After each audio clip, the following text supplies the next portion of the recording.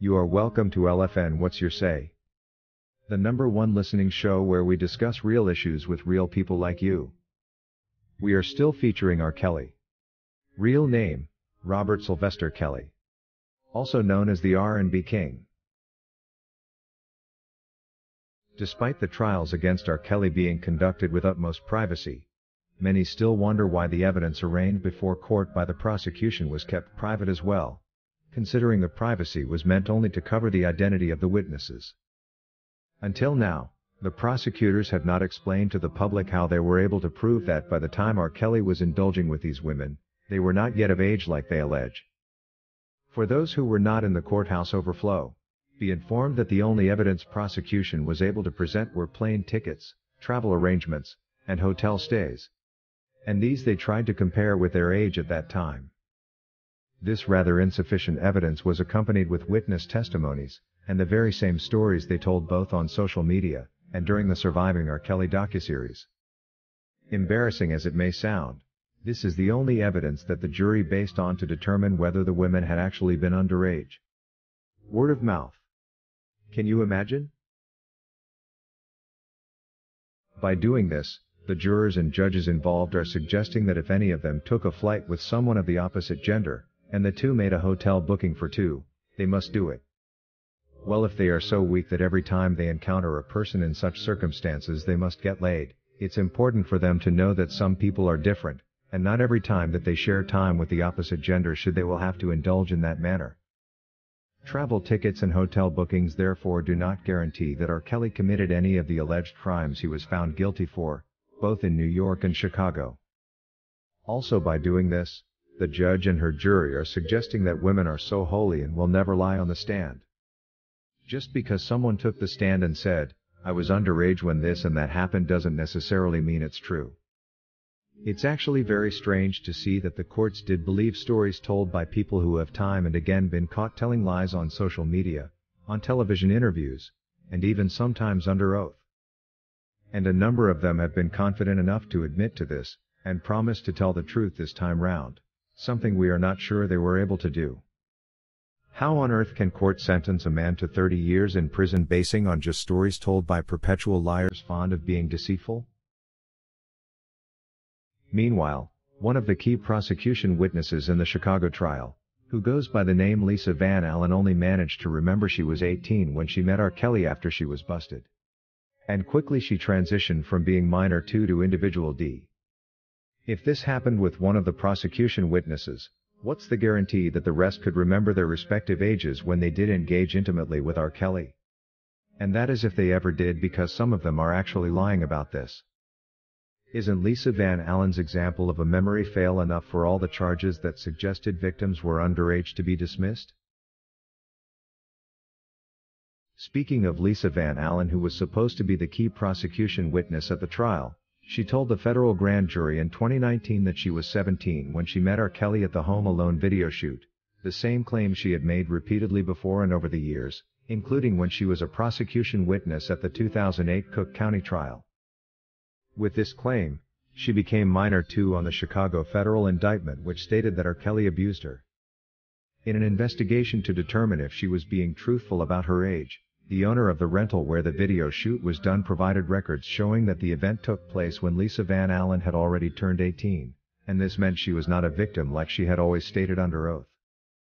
It is also important to note that this was the first time such an effort was being taken to establish the authenticity of accusers' claims regarding their age when they met with R. Kelly, the perfect proof that prosecutors had been simply speculating all along, with no real proof that what their claimants were alleging had any drop of truth in it.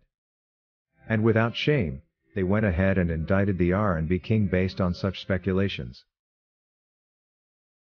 It turns out that after the prosecution learnt that Lisa Van Allen was indeed a hoax, they still kept her as a witness for the Chicago trial, thinking her testimony would be helpful to them in proving the obstruction of justice charges against R. Kelly and his co-accused. But this turned out to be another mistake, considering the jury could not overlook the fact that she was not a credible witness, and ruled in favor of the defense when it came to the obstruction charges. This gives us reason to think that maybe if there had been more investigations carried out to prove age of encounter for the other claimants, we could have found all of them to have lied about the age issue, and maybe the verdicts against Kelly would have turned out different. I have never imagined that the court anywhere in the world would take mere words as proof of evidence that a crime was committed, especially in cases of passion where one of the lovers is always likely to tell lies in revenge, simply because they were disappointed. The rather adamant rulings by the New York and Chicago judges have reduced the U.S. court of law to just another aid for women who wish to revenge on their ex-boyfriends and husbands for whatever didn't go as they had expected in their relationships. Why on earth would R. Kelly get 30 years and waiting for more? All because some grown women are not happy with the way it ended with him? I think the United States of America now prefers murderers to real people. Loving is natural and shouldn't cost a thing, but according to the government, murder is more acceptable. With the new crime control resolutions in some states, if you are a second-degree murder suspect, you are free to go home. You will be returned to the community and hopefully take a few more lives before you can be called back to order. But if you are dealing with several failed relationships, and your exes are after your money and trying to bring you down, you will be held for 3 years without trial, battered to near death in your jail cell, and later sentenced to 30 years and more. Considering most of the charges that appeared in R. Kelly's indictment did have the underage factor in their backbone, all investigations were supposed to be focused on confirming that these women had actually been underage when they started to physically indulge with the R&B king. That called for proving two things coincided for each supposed victim: age and encounters.